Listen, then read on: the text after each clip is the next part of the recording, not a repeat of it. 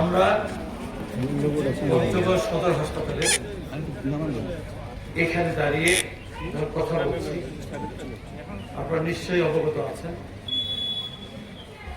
গণতান্ত্রিক বাংলাদেশ সরকারের মাননীয় প্রধানমন্ত্রী ইতিমধ্যে আমাদের ক্যাবিনেটে এক সিদ্ধান্ত দিয়েছেন, আগামী বর্ষা মৌসুম শুরু হলে বিশেষ করে এপ্রিল মাস থেকেই আমাদের দেশের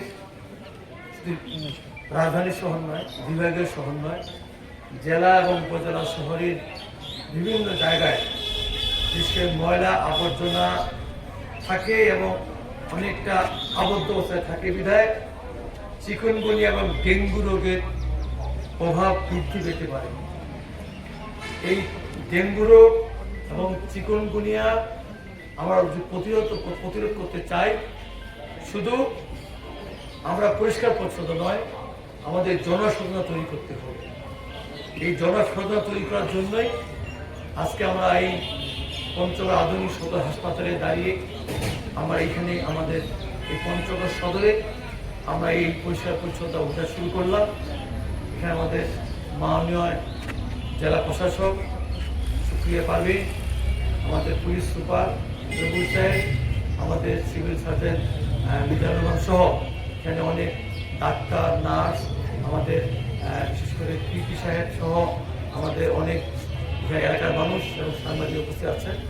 আমরা শুধু পঞ্চগড়বাসীর কাছে অনুরোধ করব, শুধু আমরা বিশেষ করে পরিচ্ছন্ন কর্মী দিয়েই কিন্তু আমরা এর সুফল আনতে পারবো না।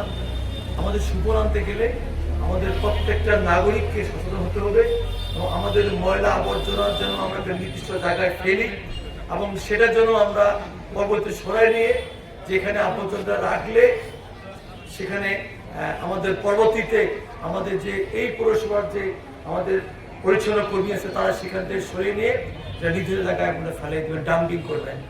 এছাড়াও আমরা ঘরের কোণে বা বাড়ির আশপাশে যে জলাশয় থাকে সেখানে আমরা এই বিশেষ করে এই সময়টা আমরা সেটা নিষ্কাশন করার ব্যবস্থা করব।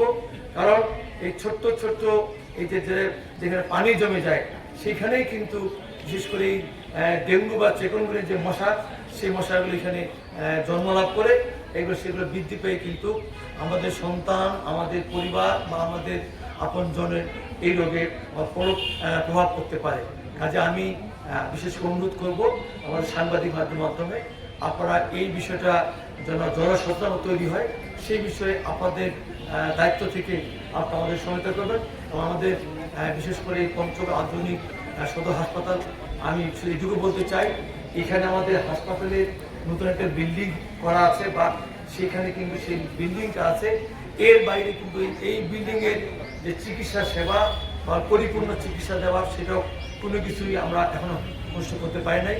ইনশাল্লাহ আমি ইতিমধ্যে আমাদের মাননীয় স্বাস্থ্যমন্ত্রী এবং আমাদের বিশেষ করে ডিজি সহ তাদের সঙ্গে কথা বলেছি। অল্প কিছুদিনের মধ্যে আমরা এখানে আরও ডাক্তার নিয়োগ দিতে পারবো। এর পাশাপাশি কত অল্প সময়ের ভিতরে আমরা ওই যে 250 শয্যাবিশিষ্ট হাসপাতাল যেটা আমরা বিল্ডিং আছে সেই বিল্ডিংটার জন্য আমরা চালু করতে পারি এবং এই হাসপাতালে কিন্তু পরিষ্কার পরিচ্ছন্নতার বড় অভাব আছে, আমি নিজেও জানি। সেই ক্ষেত্রে আমরা সিভিল সার্জনকে অনুরোধ করব, সেখানে উনিও আমার সঙ্গে কথা বলেছেন এবং দেখা করেছেন। দেখার পর এখানে আমাদের যে পরিচ্ছন্ন কর্মীর যে অভাব সেই বিষয়টা উনি আমাদেরকে অবহিত করেছেন। আমি আমাদের কর্তৃপক্ষের সঙ্গে যোগাযোগ করেছি। ইনশাল্লাহ অল্প দিনের মধ্যেই আমরা এটা সমাধান করব এবং পঞ্চগড় আধুনিক এই সদর হাসপাতালকে আমরা আধুনিক চিকিৎসা সেবা দেওয়ার চেষ্টা করব।